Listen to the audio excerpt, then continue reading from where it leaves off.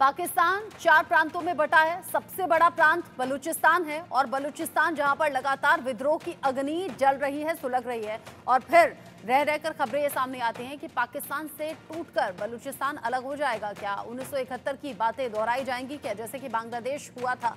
इन सब के बीच ही पीटीआई के अध्यक्ष गौहर खान गिरफ्तार हो गए हैं, क्योंकि हलचल राजनीतिक तौर पर भी बढ़ी हुई है। नेशनल असेंबली से गिरफ्तार किया गया है गौहर खान को।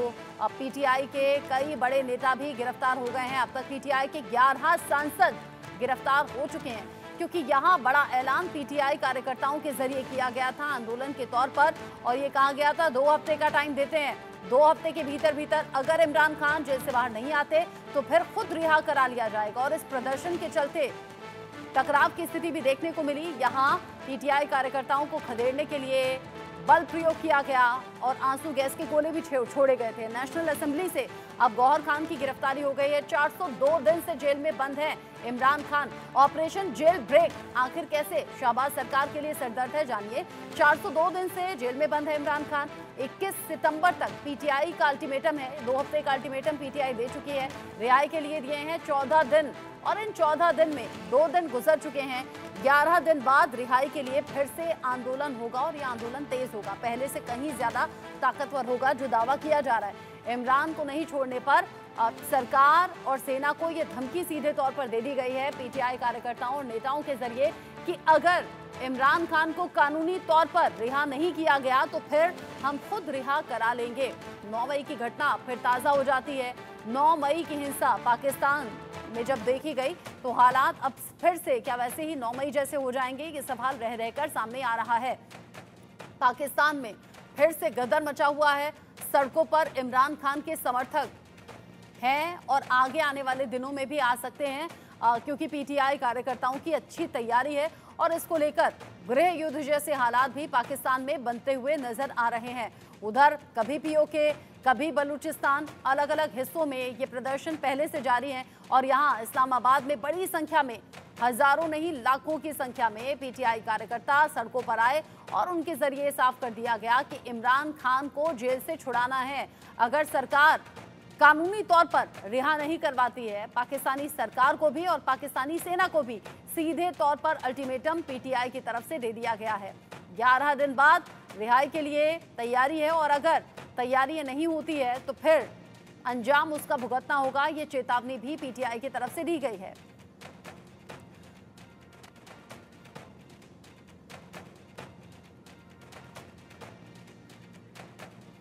चार 402 दिन हो चुके हैं। 402 दिन जब इमरान खान जेल के भीतर हैं, ऐसे में पीटीआई कार्यकर्ता सड़कों पर आ गए हैं। इसको लेकर बात हम करेंगे। इरशाद अहमद खान मेरे साथ में जुड़ गए हैं, पीएमएल-एन के नेता हैं और साथ ही साथ मेजर जनरल रिटायर्ड जेकेएस परिहार सर मेरे साथ में जुड़े हुए हैं। आप दोनों का बहुत स्वागत। मेजर जनरल जेकेएस परिहार सर, सबसे पहले मैं सवाल आपसे पूछना चाहूंगी, पाकिस्तान जहां पर अलग अलग तरीके से परेशानी पाकिस्तान सरकार की बढ़ी हुई है, कभी बलूचिस्तान में प्रदर्शन की तस्वीरें सामने आने लगती हैं, कहा जाता है बलूचिस्तान अलग हो जाएगा, पीओके में अलग विद्रोह की अग्नि है और यहाँ इस्लामाबाद में प्रदर्शन तेज हो गए हैं। 14 दिन का अल्टीमेटम दिया है, 2 दिन ऑलरेडी गुजर चुके हैं। आपको लग रहा है 9 मई जैसी नौबत आ सकती है? देखिए, पाकिस्तान टर्मोइल में है उनके खुद की गलतियों की वजह से, और अगर इमरान खान की पार्टी अभी सड़कों पे आ रही है तो उसमें मैं समझता हूँ कि उनके साथ में जो मास सपोर्ट है वो इमरान खान की पार्टी के साथ में शहबाज शरीफ के पास में वो नहीं है। आर्मी की हमेशा से ये शख्सियत रही है कि वो 2 ग्रुप्स को आपस में लड़ाती रहती है, कभी एक को आगे करती, कभी दूसरे को आगे करती है। तो ये भी हो सकता है कि शहबाज शरीफ के साथ में जनरल मुनीर की अभी जो है उसमें कुछ वेरिएशंस हो रहे हों, तो वो इनको एक्टिवेट कर रहे हैं। बिकॉज अगर इमरान खान जेल से बाहर आना है और उनको पॉलिटिकली एक्टिव होना है तो बिना आर्मी के और जुडिशरी के सपोर्ट के ये संभव ही नहीं है। तो अगर इतना लंबे एग्रेशन फिर से दोबारा शुरू हो रहे हैं तो हालात जो है वो मुझे लगता है कि शहबाज शरीफ और आर्मी के बीच में ठीक नहीं है और उसी की वजह से इमरान को शायद दोबारा आगे खड़ा करके आर्मी बैकडोर से अपनी पूरी कंट्रोल करेगी, ये मुझे नजर आ रहा है। आप कह रहे हैं कि कंट्रोल अब यहाँ पर अलग तरीके से सामने आएगा। इरशाद अहमद खान साहब भी मेरे साथ में है, पीएमएल-एन के नेता हैं। इरशाद अहमद साहब, अगर इमरान खान की पार्टी के कार्यकर्ता और समर्थक सड़कों पर आ गए हैं, सीधे तौर पर अल्टीमेटम 14 दिन का दे दिया है, कैसे निपटा जाएगा अब इस प्रदर्शन से? बहुत शुक्रिया जी। पहले तो ये है कि ये पार्टी नहीं, एक इंतशारी टोला है जो कि पाकिस्तान में मुसलसल इंतशार फैलाने की कोशिश कर रहा है। आप ये देखिए, आपने इंट्रो में बहुत सारी बातें की, मैं सुनता रहा आपको। ये आपने कहा इस्लामाबाद में लाखों की तादाद में पीटीआई के लोग इकट्ठे हुए, इतना नहीं था, हजारों में कह सकते हैं आप। और दूसरा ये है कि मैं आपके चैनल की विसातत से, हिंदुस्तान के चैनल की विसातत से सिर्फ पीटीआई वालों को इतना पूछना चाहता हूं कि इनका एजेंडा क्या था इस्लामाबाद में इकट्ठा होने का, और ये लोगों को इकट्ठा होने का और इस्लामाबाद को बंदी बनाने का, जो कि बनाने नहीं दिया गया इनको, क्योंकि ये चाहते ये थे कि यहाँ तबाही हो, 9 मई की तरह मुल्क को तबाह किया जाए, इस्लामाबाद को तबाह किया जाए। तो मैं समझता हूँ कि पीटीआई का ना एजेंडा है, ना कोई उनके अंदर शऊर है, सिर्फ गालम गलोच की ये लोग सियासत करते हैं। इन्होंने गालियां दी मेरे पाक आर्मी को, मेरे एस्टेब्लिशमेंट को, मेरे लोगों को, मेरे सियासतदानों को। आप कह रही थी कि इनको जेल में बंद कर दिया गया, गौहर अली खान को और सबको, तो क्यों किया गया? देखिए, जब तक आप मुझे कुछ बुरा भला नहीं कहेंगे तब तक मैं आपके खिलाफ वायलेंस नहीं करूंगा।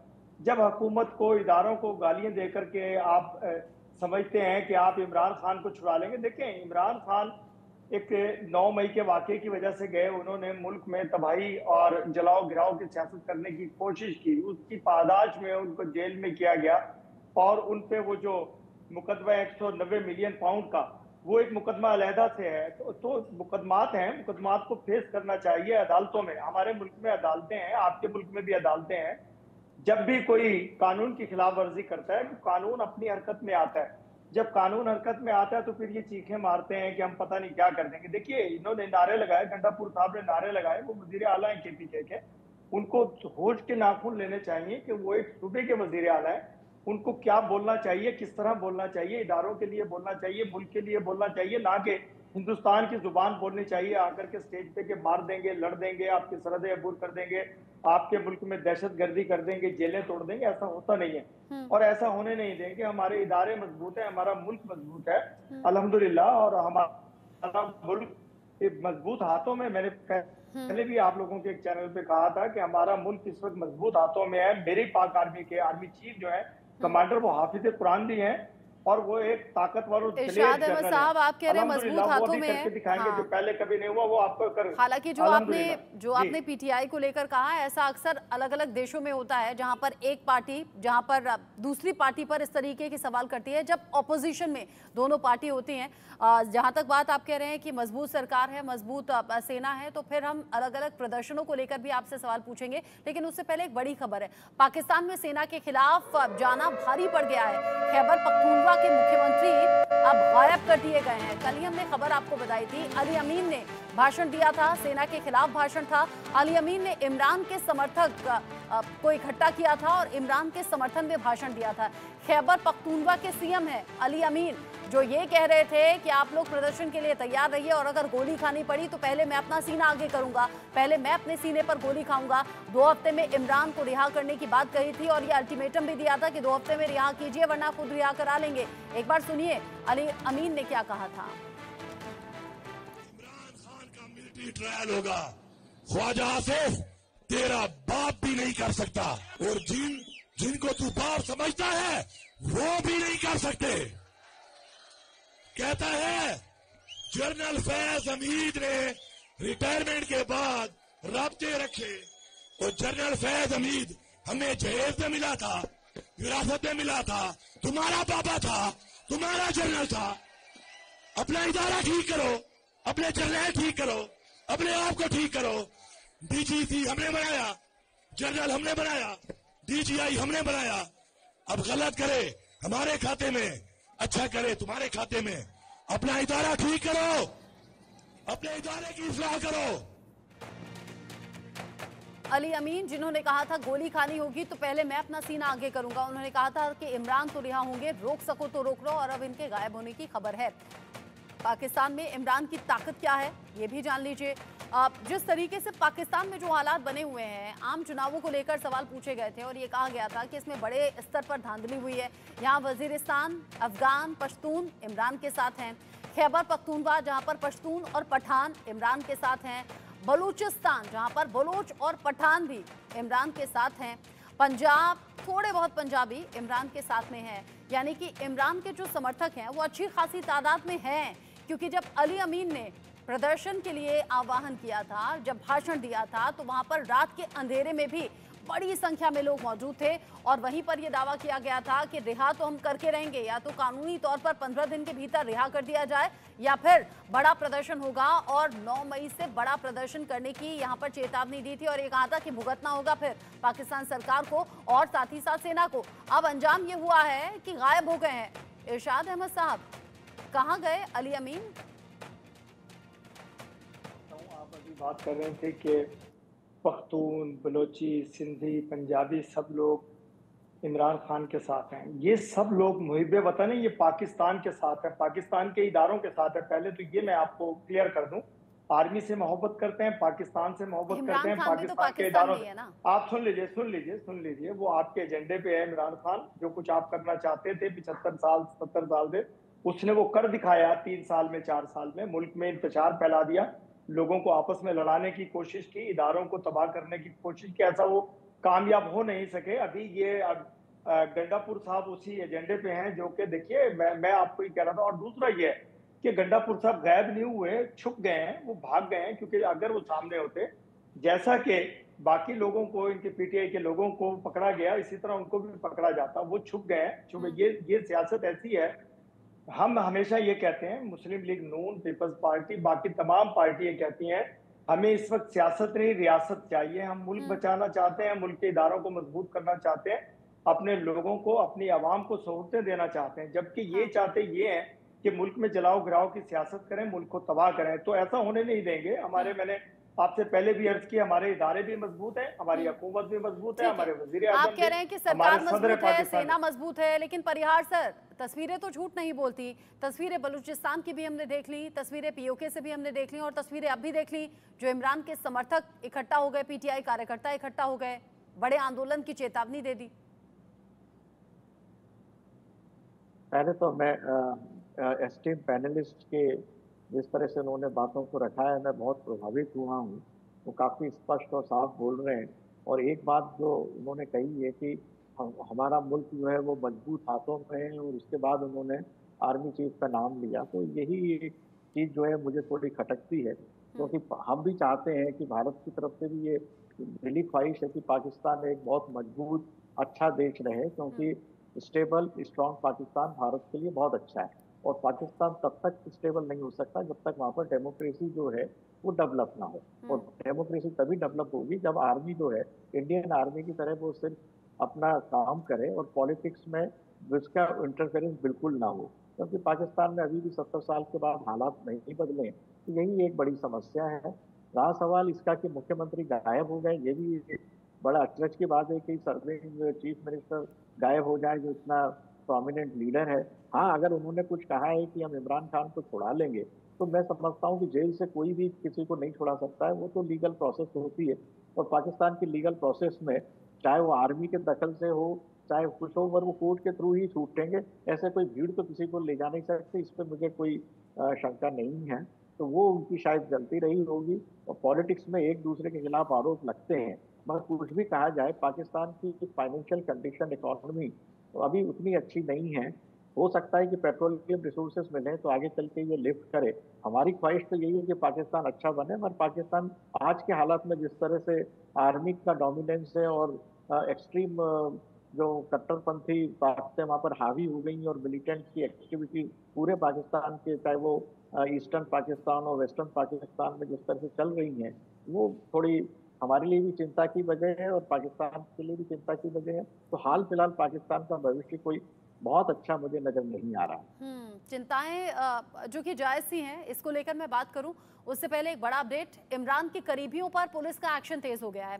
शोएब शाहीन और शेर अफजल मारवात गिरफ्तार कर लिए गए हैं। गिलगिट बाल्टिस्तान के पूर्व सीएम खालिद खुर्शीद भी अरेस्ट हो गए हैं। गिरफ्तारी के बाद सचिवालय पुलिस स्टेशन इन्हें ले जाया गया है। संसद भवन के बाहर भारी पुलिस फोर्स की तैनाती है। इस्लामाबाद को रेड जोन में तब्दील कर दिया गया है। इस्लामाबाद आने वाली सभी सभी सड़कें अब सील कर दी गई हैं ताकि वहां इस तरीके का प्रदर्शन बढ़ ना सके। और जो पीटीआई कार्यकर्ता हैं, जो इमरान के करीबी हैं, अब धीरे धीरे उन पर भी शिकंजा कसता हुआ नजर आ रहा है। 9 मई की घटना पाकिस्तान सरकार के जहन में है, पाकिस्तानी सेना के जहन में है। ऐसे में ये एक्शन एक के बाद एक हो रहे हैं। साथ ही साथ पीटीआई समर्थकों के खिलाफ सख्ती भी जारी है। पीटीआई सांसदों को पकड़ने के दौरान बिजली गुल कर दी गई, पाकिस्तानी संसद की बिजली को काट दिया गया। ऑपरेशन पूरा होने के बाद ही बिजली की सप्लाई फिर से की गई, क्योंकि पाकिस्तानी संसद में अंधेरा किया गया, फिर वहां से पीटीआई कार्यकर्ताओं को पकड़ा गया। ऑपरेशन जब पूरा हो गया, पीटीआई समर्थकों को वहां से पकड़ा गया और उसके बाद फिर बिजली की सप्लाई जारी की गई। यानी आप समझिए कि जो इमरान के समर्थक हैं, जो इमरान के हक में बोल रहे हैं, या फिर जो इमरान के करीबी हैं और इमरान की आज़ादी को लेकर हिमायत कर रहे हैं या सड़कों पर आ रहे हैं, ऐसे लोगों पर एक एक करके शिकंजा कसता हुआ नजर आ रहा है। और बड़े चेहरों को अब तक पकड़ा गया है। और अली अमीन तो गायब भी हो गए हैं, लेकिन इरशाद अहमद साहब कह रहे हैं कि वो छिप गए हैं। इरशाद अहमद साहब, अगर पाकिस्तान में चीज़ें इतनी ही स्टेबल होती, 7 दशक से ज़्यादा बीत चुके हैं पाकिस्तान को बने हुए, ऐसे में राजनीतिक तौर पर कभी स्टेबिलिटी नहीं आई। आज जो कर्ज के बोझ के तले दबा हुआ है पाकिस्तान, वो किसी से छिपा नहीं है, चीन पर आश्रित है, IMF से कर्ज मांगता है।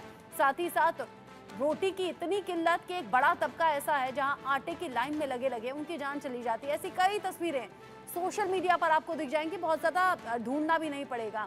क्या रीज़न है जो पाकिस्तान पनप नहीं पाया?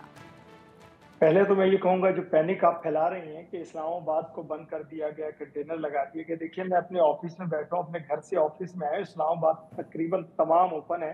हाँ, एक रेड जोन एरिया हमारा है जहाँ के एम्बेसीज हैं पूरी दुनिया की, जहाँ पे हिंदुस्तान की एम्बेसी पे, जहाँ अमेरिकन की एम्बेसी पे, ब्रिटेन की एम्बेसी, पूरी दुनिया की एम्बेसीज हैं। आपका क्या ख्याल है कि आप लोगों को तहफ़्फ़ुज़ ना दिया जाए, जितने भी एम्बेसीज हैं उनको तहफ़्फ़ुज़ ना दिया जाए, इनको खुला छोड़ दिया जाए? क्योंकि ये लोग चाहते ये हैं, मैं तो बार बार ये कह रहा हूँ कि इनका एजेंडा नहीं है, इनका एजेंडा सिर्फ और सिर्फ इस्लामाबाद मुल्क में, पाकिस्तान में तबाही फैलाना है। वो हम इनको फैलाने नहीं दे सकते। इदारे, मैंने कहा इदारे हमारे मजबूत हैं, इनको रेड जोन एरिया को जरूर ब्लॉक किया गया जहां पे एम्बेसीज हैं, और अल्हम्दुलिल्लाह इतने तहफ्फुज में हैं, आपके लोग भी हैं, हिंदुस्तान की एम्बेसी के लोग भी हैं। आप देखिए, अगर खुदा ना खास्ता आपके किसी एम्बेसी के किसी भी मुलाजिम को या किसी एम्बेसीडर को जख्मी कर दिया जाए, कुछ कर दिया जाए, क्या ख्याल है कि आप लोग क्या कहेंगे? फिर आप यही कहेंगे कि पाकिस्तान में दहशतगर्दी का समय है, पाकिस्तान में पता नहीं क्या होने वाला है। तो इसलिए थोड़ा ऐसा पैनिक मत फैलाइए कि मेरे इस्लामाबाद को बिल्कुल बंदी बना दिया गया। तमाम ऑफिस खुले हुए हैं, स्कूल कॉलेजेस खुले हुए हैं। मेरा खुद स्कूल कॉलेज है एक, वहां मेरा स्कूल भी खुला हुआ है, कॉलेज भी खुला हुआ है, मैं अपने ऑफिस में बैठा हूँ, ये भी खुला हुआ है। हमारे तमाम एम्प्लॉयज भी आ चुके हैं ऑफिस में, तो ऐसा कुछ नहीं है। दूसरी बात यह है कि इस्लामाबाद में कोई प्रॉब्लम नहीं है, ना बिजली कटी। हाँ, इन्होंने एक वायलेशन की, इनके साथ एक एग्रीमेंट था कि ये जलसा करेंगे और 7 बजे जलसे को वाइंड अप करेंगे और लोग अपने घरों को चले जाएंगे। लेकिन इन्होंने चूंकि इसकी खिलाफ वर्जी की, इन्होंने जिनको पकड़ा जा रहा है, इन्होंने एग्रीमेंट की खिलाफ वर्जी की। इन लोगों ने साइन किए थे हमारे डीसी इस्लामाबाद के साथ कि ये लोग 7 बजे जलसे को खत्म करेंगे और जलसा गाह को खाली करेंगे और किसी भी किस्म की वायलेशन नहीं करेंगे, जबकि इन्होंने टोटली उसको डिनाइल किया। इसी से अंदाजा कीजिए कि केपीके के वजीर आला ने सबसे ज्यादा वायलेंस फैलाया और तोड़फोड़ और जलाओ गिराओ की सियासत करने की कोशिश की, 9 मई बनाने की कोशिश की, दोबारा यही लफ्ज इस्तेमाल करता हूँ, तो इनको कामयाब होने नहीं दिया गया। तो मैं ये समझता हूँ। और दूसरी बात आप कर रहे हैं कि पाकिस्तान में भुखमरी, खुदा की कसम के इतना रिस्क है पाकिस्तान में, इतने खुशहाल है लोग। हाँ, महंगाई मैं देख करके आया, मैं पूरी दुनिया घूम करके आया हूँ, लास्ट मंथ में आया हूँ। पूरी दुनिया में महंगाई है, वो मेरे मुल्क में भी, आपके मुल्क में भी है। तो ऐसा मत कहिए कि सिर्फ पाकिस्तान में महंगाई। देखिए, खाने पीने की चीजों के अलावा मैं बताऊं आपको, मैंने अर्ज की कि पूरी दुनिया में वही हालात हैं जो मेरे पाकिस्तान में, मेरे प्यारे पाकिस्तान में। उसको छोड़िए, जिसके पास गाड़ी है, जिसको अल्लाह ताला करीब ने गाड़ी दी है, इरशाद अहमद साहब, आपका देश प्रेम मैं समझ सकती हूँ और हर किसी को अपने मुल्क से प्यार होता है। जैसे आपको अपने मुल्क से प्यार है, ऐसा हमें अपने मुल्क से प्यार है। लेकिन जो राजनीतिक अनिश्चितता का माहौल है वो आज का नहीं है, ये पाकिस्तान का इतिहास है और ये सब जानते हैं। मतलब उसमें किसी को कुछ प्रूफ करने की जरूरत नहीं है। और इमरान खान और उनकी पार्टी का दावा लगातार ये रहा कि आम चुनाव में बड़ी धांधली हुई है। अगर ये धांधली नहीं होती, निष्पक्ष होते चुनाव, तो इमरान खान ही सत्ता में रहते, उनकी पार्टी ही जीतती। ये दावा उनका है और इसी दावे के चलते जो आज तक रह रहकर सामने आया, 402 दिन हो गए हैं इमरान खान को, और इसीलिए जो पार्टी समर्थक हैं, पार्टी कार्यकर्ता हैं, वो अब बड़ी संख्या में इकट्ठा होकर कह रहे हैं या तो रिहाई होगी या तो बड़ा प्रदर्शन होगा। लेकिन हाँ, एहतियात के तौर पर अब सांसदों की भी गिरफ्तारी हो रही है, पार्टी कार्यकर्ता और इमरान खान के करीबी भी पकड़े जा रहे हैं। शायद हो सकता है कि यहाँ पर हालात कंट्रोल में रहें। इरशाद अहमद साहब, आपने अपना कीमती समय दिया, आपका बहुत शुक्रिया इंडिया न्यूज के साथ जुड़ने के लिए। साथ ही साथ परिहार सर, आप भी जुड़े हमारे साथ में, बहुत